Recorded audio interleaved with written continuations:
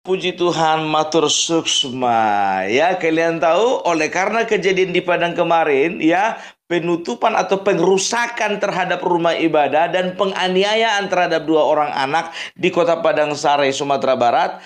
Akhirnya Bapak Gibran Raka Buming Raka, wakil presiden kita, turun gunung.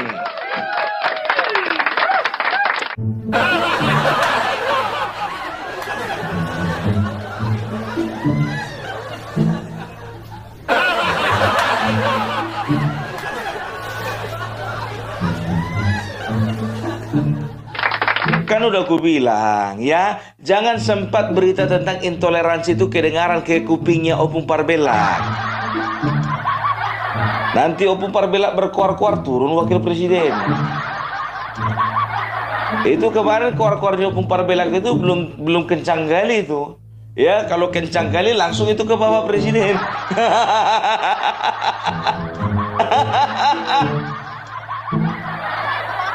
Berarti pun kau yang ngadu-ngadu sama wakil presiden ya? Enggak. Enggak. Karena apa? Ingat ya, wakil presiden kita adalah salah satu sosok pemimpin yang paling benci dengan yang namanya intoleransi. Tanpa Opung Parbelak beritahu beliau, ya tanpa Opung Parbelak WA kepada beliau, beliau itu langsung tahu ya. Karena apa? Karena banyak pengaduan-pengaduan yang masuk kepada beliau, termasuk pengaduannya Opung Parbelak. Kita dengarkan. Nomor HP Pak Prof itu diberikan ke tim Wapres ya. Ya. Kemudian sedikit saya informasikan Bapak Ibu tentang kedatangan kunjungan Pak Wapres kita. Pak Wapres kita direncanakan landing 30 Juli tahun 2025 pukul 9. Ya. Kemungkinan maju karena Pak Wapres pada pagi. Kegiatan dilaksanakan siang pukul 12 sampai 15. Jadi protokol set Wapres landing malam ini, Pak. Jadi malam ini set Wapres ya. Jam landing malam ini pukul 7 malam ini. Rencana kunjungan satu rumah doa Foto Tengah, tempat TKP ya Pak ya. Mungkin diharapkan juga nanti dari sebuah pres itu berharap nanti Bapak Ibu terutama yang pendeta-pendeta pengurus dari Paudi itu mendampingi ya. Bagaimana kita bagaimana protokolnya kita informasikan, termasuk nanti Pak Desi tolong diinformasikan ya. Kemudian sesudah itu nanti Pak Wapres akan mengunjungi Sekolah Rakyat Menengah Negeri 4 Padang. Rakyat, kemudian monitoring penyaluran BSI Pos Indonesia. Jadi ada juga hikmahnya Pak. Kita kedatangan orang penting. Apa Bapak bilang ada juga hikmahnya? Hikmah apa yang diambil dari sebuah tindakan pengrusakan? Hikmah apa yang diambil dari sebuah tindakan intoleransi? Hikmah apa yang bisa diambil dari sebuah tindakan penganiayaan terhadap anak? Hikmah apa yang bisa diambil dari sebuah tindakan yang menimbulkan traumatik terhadap ibu, anak, dan lansia? Hikmah apa yang bisa diambil dari ya kejadian yang memancing emosi seluruh rakyat Indonesia? Ada aja Bapak ini, ada hikmahnya. Jadi gitu ya. Bagaimana ya kita kasih undangan sama Bapak Wapres. Contohnya Kabupaten Tobasa ini ya kan, kabupaten kami. Kita surat ya kan, sebulan, 2 bulan, 3 bulan, 6 bulan ya kan, untuk melihat bagaimana perkembangan di Kota Tobasa. Nggak datang-datang Pak Wapres. Ya udahlah kita bakar aja lah rumah ibadah. Biar datang Pak Wapres, ada himanya. Masa kayak gitu? Begitu juga contohnya di NTT, di Papua, di Sulawesi Utara, di Tangerang katakanlah dulu, di Sulawesi Selatan, di Poso, di daerah Aceh contohnya ya kan. Wah Bapak, bagaimana cara mengundang Bapak Wapres ya? Nggak perlu pakai surat undangan. Jadi apa? Bakar aja rumah ibadah. Rusak aja, lempar aja pakai kaca. Lempari pakai kaca, lempari pakai batu. Ya kan begitu. Tapi apa yang bisa kalian pelajari dari sini? Apa yang bisa kita petik pelajaran dari sini? Ya, artinya apa? Bangsa ini tidak pernah mengizinkan sejengkal tanah pun diisi oleh orang-orang intoleransi. Itu artinya beliau ingin memastikan itu. Ini ndak ada hikmahnya. Tapi nggak apa-apa lah, mungkin salah ngomong. Ingat ya, aku disclaimer sekali lagi, Opung Parbelak ya bikin konten ini bukan tujuannya untuk memanas-manasi teman-teman kami yang ada di Kota Padang.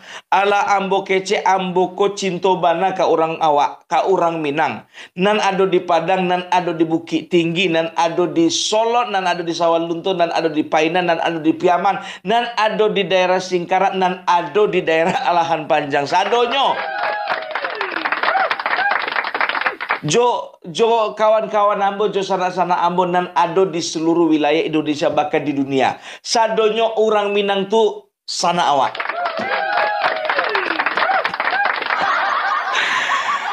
Sama kayak Opung Parbelak, biar tahu kalian ya, Opung Parbelak selalu bersuara ya bagaimana supaya ya persatuan kesatuan kita ya, kebineka tunggalan kita itu jangan rusak.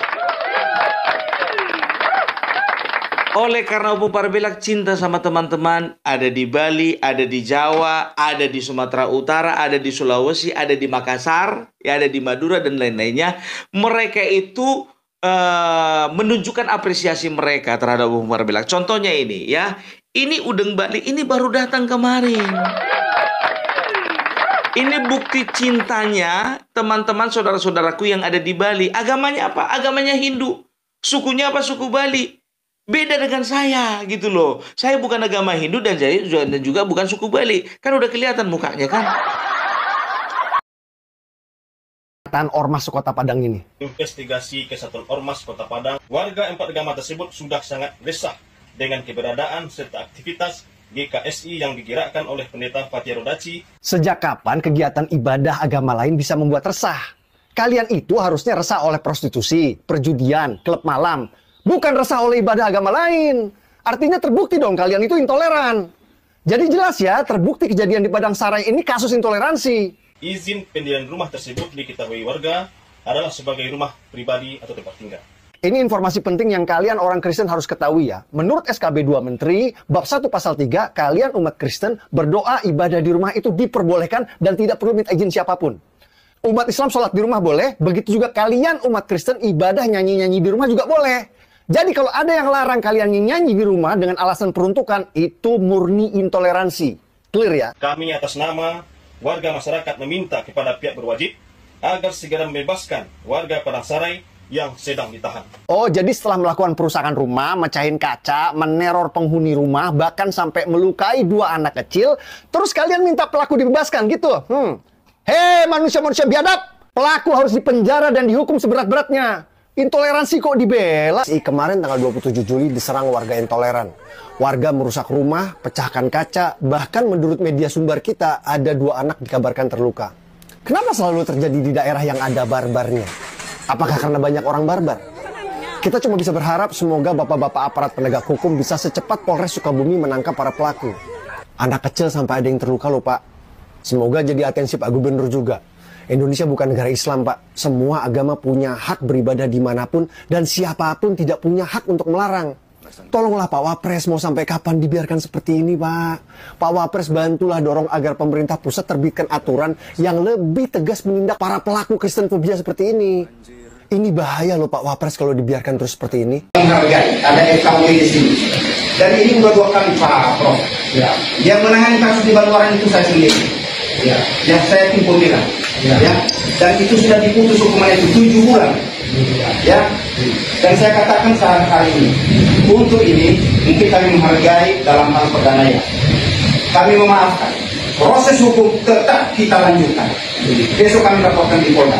Itu aja itu aja pada titik. Nanti proses administrasi untuk melakukan perusahaan tidak ada hak hukum tersebut. Karena kami juga butuh keadilan, butuh kepastian hukum.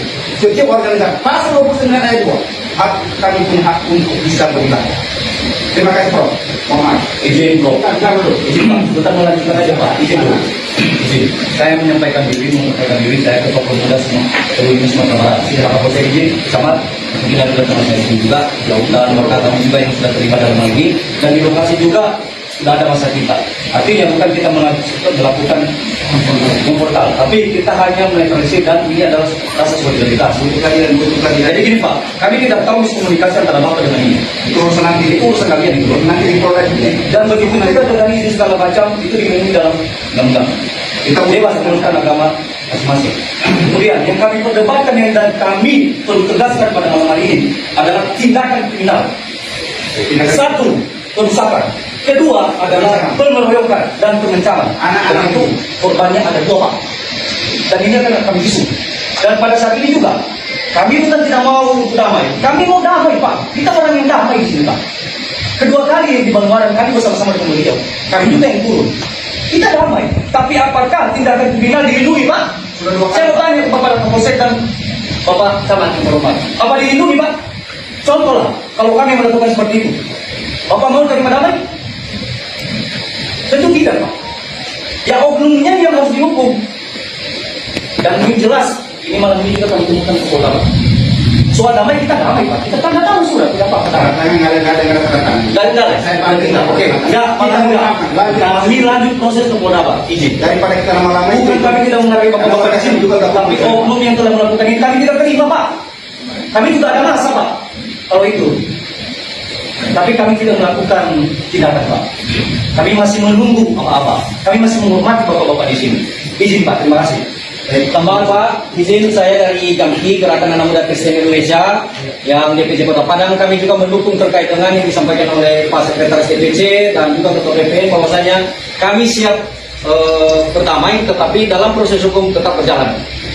Ini saya sebagai Wakil Ketua bidang hubungan kelembagaan, dan saya menyatakan bahwasanya saya siap mendukung apa yang disampaikan oleh Bapak-Bapak di sini tadi, dan damai, kita siap damai. Kami juga sebagai Gerakan Anak Muda Kristen, kami siap damai, tetapi dalam konteks yang namanya proses hukum sedang tetap berjalan. Terima kasih, kami kembalikan.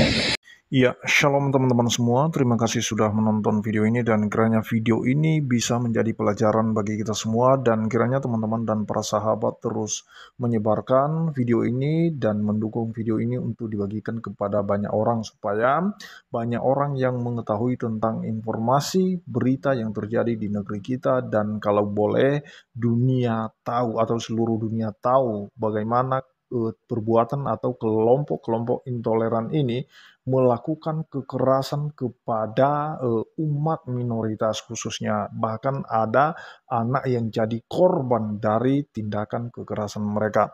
Nah teman-teman, terkait perkembangan informasi yang kita dapatkan dari Opung Parbela ya teman-teman ya, di mana Pak Wakil Presiden yaitu Gibran, di mana dia langsung turun tangan, dia berkunjung ke Padang karena terkait masalah kemarin yang terjadi di Padang teman-teman ya.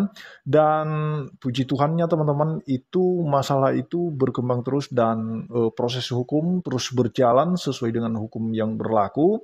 Dan tentu saja kita bisa menilai apa tujuan Wapres berkunjung di Padang itu, tentu saja untuk membicarakan bagaimana supaya toleransi terjaga di daerah Padang itu. Jangan lagi ada perbuatan atau tindakan-tindakan intoleran seperti yang terjadi kemarin.